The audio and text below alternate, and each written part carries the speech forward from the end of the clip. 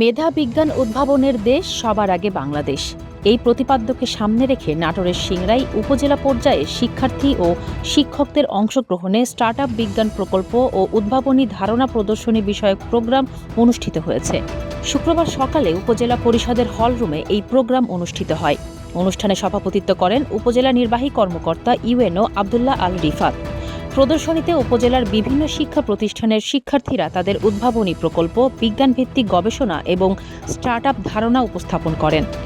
এ সময় অন্যান্যদের মধ্যে বক্তব্য রাখেন উপজেলা একাডেমিক সুপারভাইজার সাজেদুল করিম সিদ্দিকী, গলি আফরোজ সরকারি কলেজের প্রভাষক সুমি খাতুন, উপজেলা আইসিটি প্রোগ্রামার মাজদার আলী এবং উপজেলা ডায়াবেটিক সমিতির সাধারণ সম্পাদক মিলন হোসেন মাস্টার প্রমুখ।